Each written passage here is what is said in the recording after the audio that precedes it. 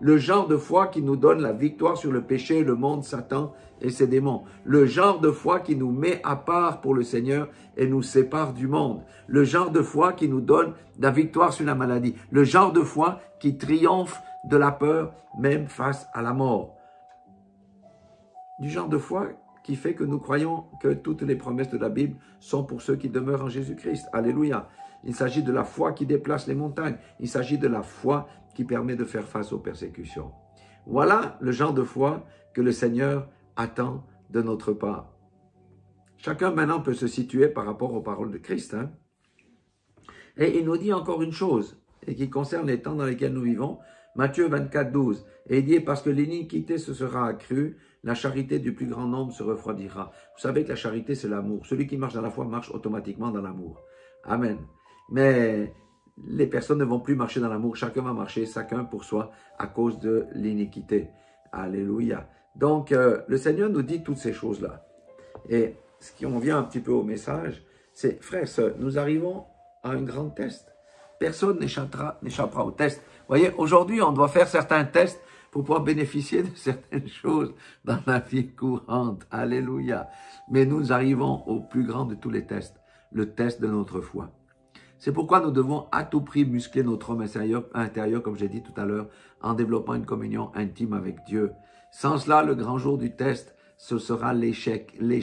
Le jour du test est en train de se préparer. Alléluia. Beaucoup vont être recalés. Le Seigneur trompe la trompette.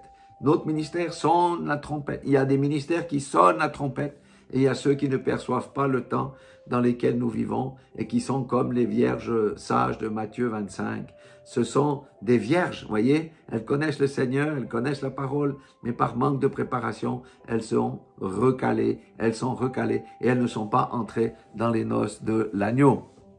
Non, nous devons reconnaître aussi, et ça c'est la vérité qui libère, hein, que si Jésus a été rejeté, si les apôtres ont été rejetés, si les disciples ont été rejetés, tout au long des siècles, nous serons aussi rejetés.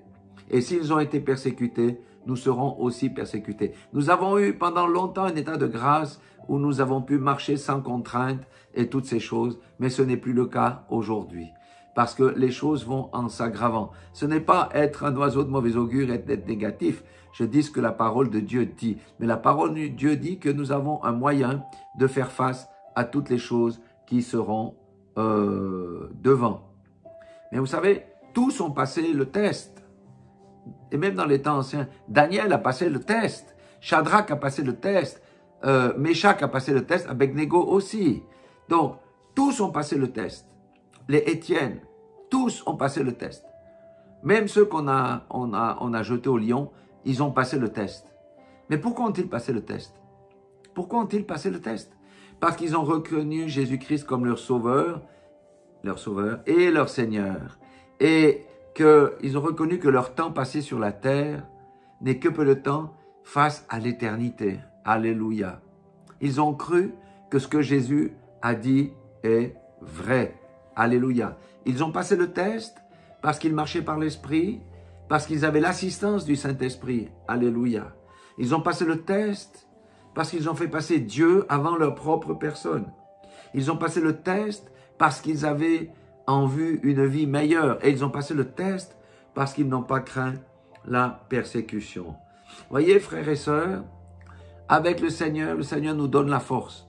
Il est notre forteresse, il est notre bouclier, il est notre force. Alléluia.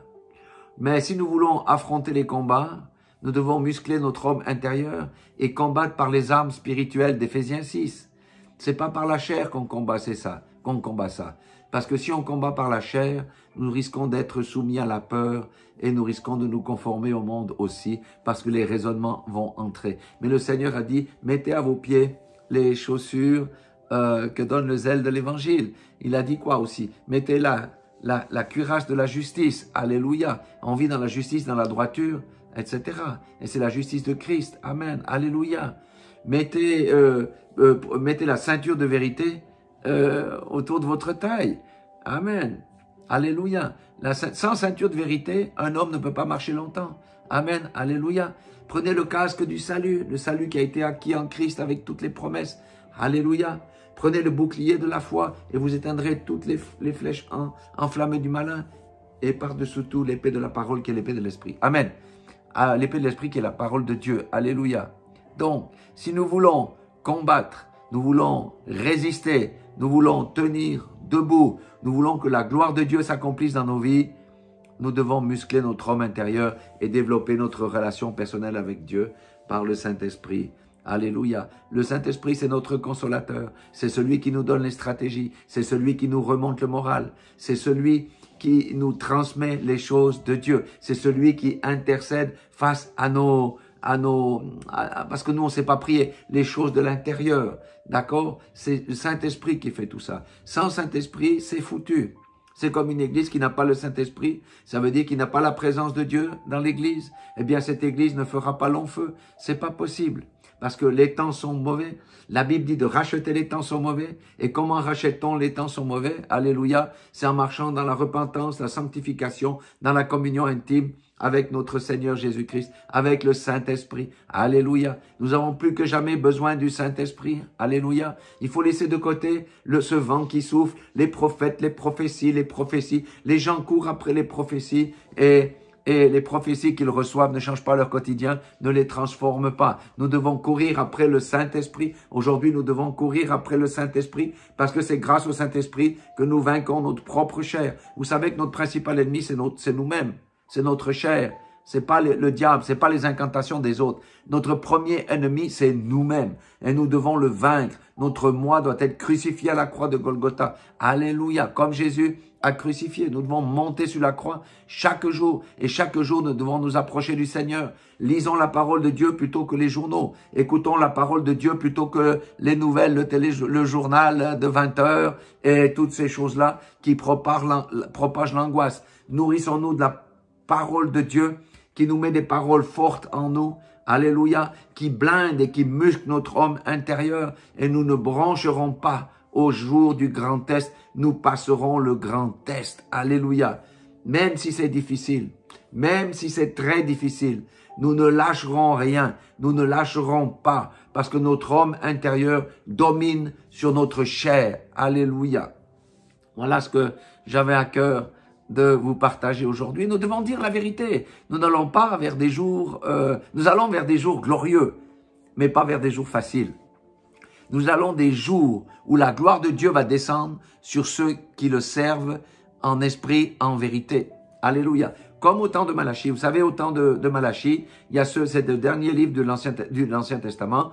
Il y a certains qui ont entendu la parole et ils ont dit, que ferons-nous? Ils se sont repentis, ils ont fait ces choses-là et leur nom a été inscrit dans le livre de vie. Alléluia. Eh bien, nous sommes dans les temps où la Bible nous dit, je crois c'est en Apocalypse chapitre 22, je crois verset 21 ou 11, je sais plus, qui nous dit que celui qui se souille encore, que celui qui se sanctifie encore, que celui qui est juste soit encore juste. Alléluia. Vous voyez, nous devons prendre un chemin étroit qui va à contre-courant par rapport à la route large qui mène dans le monde.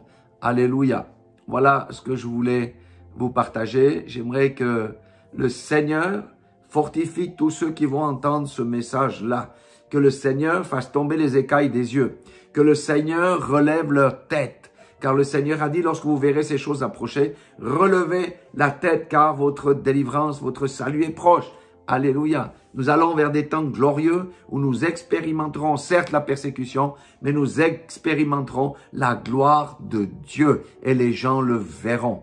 Voilà. Soyez tous raffermis, soyez tous encouragés, soyez tous secoués, que le feu prenne en vous afin de revenir vraiment pleinement au Seigneur et de se confier pleinement dans le Seigneur et dans ses promesses. Soyez tous bénis dans le nom puissant de Jésus-Christ. Nous vous aimons. Ma femme vous salue aussi. Et nous vous disons que le Seigneur soit avec vous et que la paix de Jésus-Christ soit avec vous à l'instant même dans votre vie. Amen.